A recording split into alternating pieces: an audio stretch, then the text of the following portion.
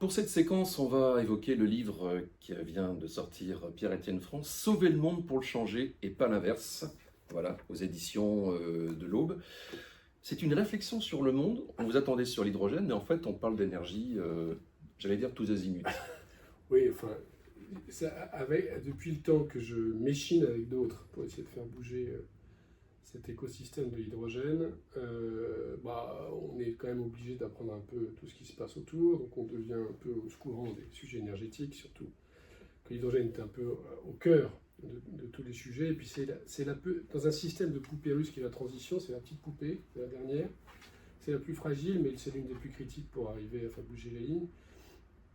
Et le sentiment, c'est que, bon, comme ça dérape, puisque la transition ne va pas assez vite, comme certains continents sont animés par une pulsion de redémarrer le fossile de manière très forte. Tentation facile, on allait dire. Effectivement, une tentation qui ramène à notre... Vous savez, le bug humain, le livre sur le fait qu'on est animé par le striatum, c'est le plus facile, c'est la performance, le désir, la satisfaction à court terme, c'est la dopamine, quoi. Donc, si on réfléchit un peu, ce qui fait qu'on est différent du reste des êtres vivants, c'est qu'on est capable de se projeter sur l'avenir et d'être conscient de ce qui est vraiment dangereux. Donc si on fait preuve d'un peu de sagesse et d'un peu de courage face aux faits, la seule chose qui compte, c'est de sortir de cette spirale de montée du réchauffement climatique et de désastres aussi sur les enjeux de biodiversité, qui fait que le monde va vers un drame collectif. Et que ce n'est pas abandonner le reste que de faire ça, mais c'est qu'en s'occupant de ça d'abord, on tire des ficelles beaucoup plus larges qui font effectivement changer le monde. On sauve le monde.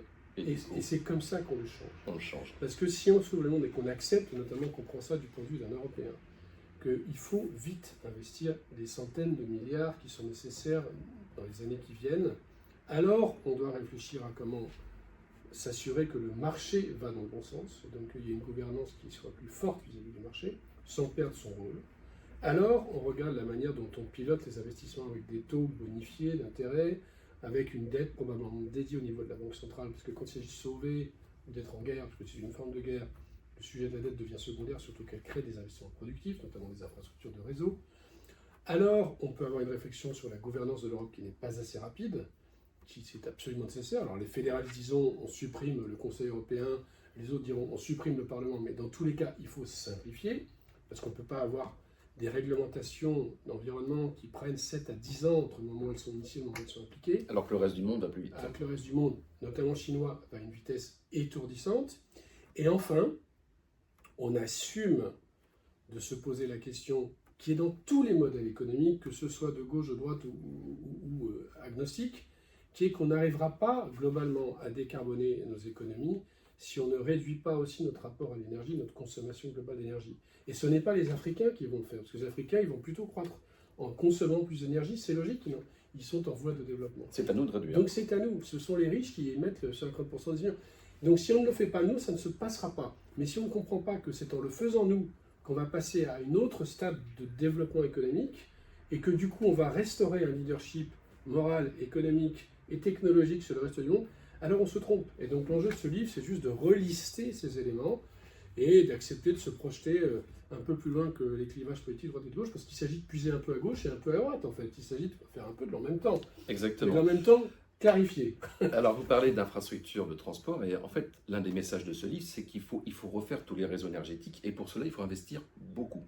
Oui, parce que on est aussi dans un moment, on peut le voir toujours pareil, comme un risque, mais c'est aussi une opportunité fantastique d'avoir une vision européenne de ces sujets. Sur l'énergie, c'est l'Europe qui compte, c'est pas la France ou l'Allemagne. Et grâce à ce nouveau modèle énergétique qu'il faut mettre en œuvre, donc il faut recréer des réseaux électriques beaucoup plus forts, il faut créer des interconnexions gazeuses et notamment hydrogène entre les pays européens, et on peut le faire pour une fois, pour la première fois dans l'histoire de l'Europe, de manière européenne, en pensant le sujet de manière européenne. Donc c'est une occasion unique de structurer un projet collectif qui a une dimension économique, qui a une dimension monétaire et qui a une dimension sociétale et même quasi spirituelle sur qu'est-ce qu'on veut faire de notre place dans le monde en Europe. On comprend l'intention, mais pour cela, il faut des moyens. Donc, comment trouver ces financements, justement? Eh bien, là, la parole est dans les mains des économistes, mais je pense que quand on regarde l'évolution de la dette européenne par rapport à la dette américaine, elle est beaucoup plus faible. Simplement, elle est activée beaucoup moins bien que les Américains. Et surtout, je pense que il faut assumer le fait que nous faisons partie d'un écosystème plus grand que nous, qui est le système européen, et donner à l'Europe les moyens d'aider les pays à faire, ou donner aux pays les moyens d'investir plus et de faire plus de dettes sur ces sujets d'infrastructure et de patrimoine qui créent de la valeur pour demain, quitte bien entendu à retravailler leur copie sur les autres budgets qui sont les budgets de fonctionnement pour réduire notre dépendance à l'endettement général. Merci à vous, Pierre-Étienne Front, CEO de i24 Partners. C'est donc auteur de ce livre, Sauver le monde pour le changer, et pas l'inverse. Merci.